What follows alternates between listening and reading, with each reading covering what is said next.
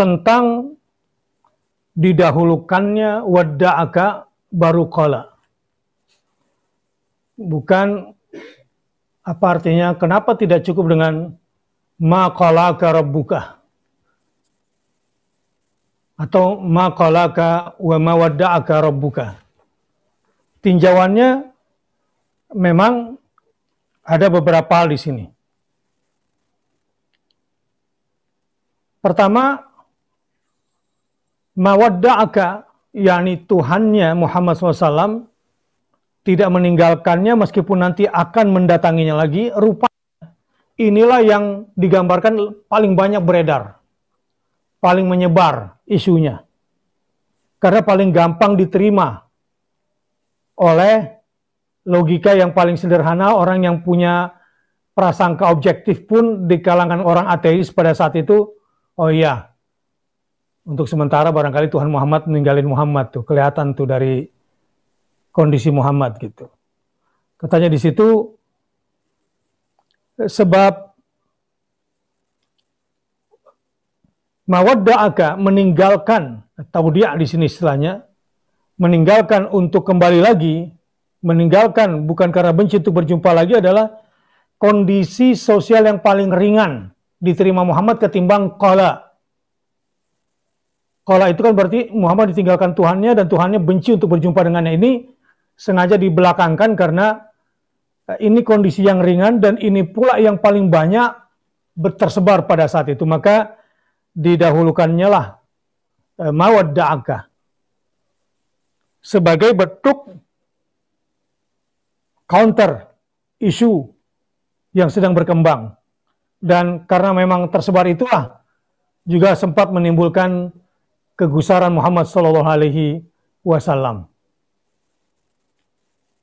Dan di sini tentu tidak berlama-lama, ketika isu itu berkembang, tentu yang dikhawatirkan Rasul bukanlah nama baik atau nama buruknya, tetapi ayat itu lebih penting dari semuanya. Allah lebih tinggi dari semuanya. Dan ini semua untuk kepentingan dakwah yang menjadi beban risalahnya. Nah, betul Ustaz Didan tadi katakan, sepi itu bukanlah tak ada apa-apa, tak ada mama, tak ada ayah, tak ada bunda, tak ada bapak, tak ada emak. Bukan di situ sedih. Sedih adalah ketika tidak ada Allah. Sepi adalah tidak ada ayat. Ya. Dan apalah gunanya ramai kalau tidak ada malaikat bersama kita. Malaikat rahmat, malaikat as-sakinah yang biasa turun kepada orang-orang yang sedang bertadarus Al-Quran. Ketika hadis menggambarkan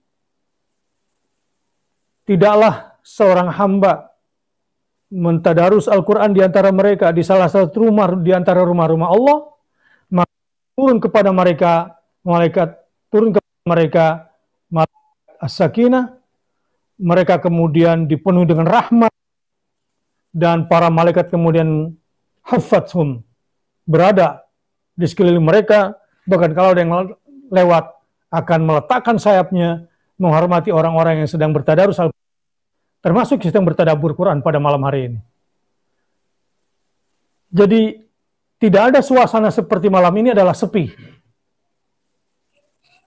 Jadi boleh bagi semua sahabat 3MQ, sepi itu adalah kalau tidak ada tadabbur malamnya.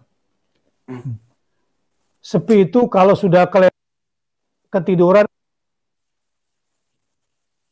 maka ramaikannya rekodnya atau ulangannya.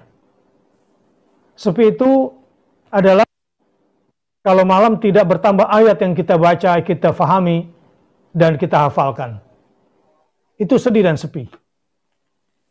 Masya Allah. Di ayat ini dilekatkannya mawadda'aka rabbuka, nama Muhammad dengan nama Tuhan dilekatkan. Ini semakin menenteramkan jiwa Muhammad SAW, tapi pada saat yang sama menjengkelkan musuhnya. ketika nama Muhammad SAW, ma wadda'aka rabbuka, itu 2 kali disebutkan, dilekatkan dengan nama Allah.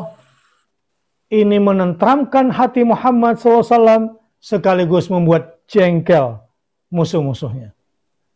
Karena kelihatannya bahasan di sini ada isti'ataf, di mana Allah Subhanahu wa taala menunjukkan kelembutannya, kasihnya kepada Muhammad SAW, dan ini tentu semakin membuat jengkel orang-orang yang tahu surat Ad-Duha telah diturunkan kepada Muhammad Sallallahu Alaihi Wasallam.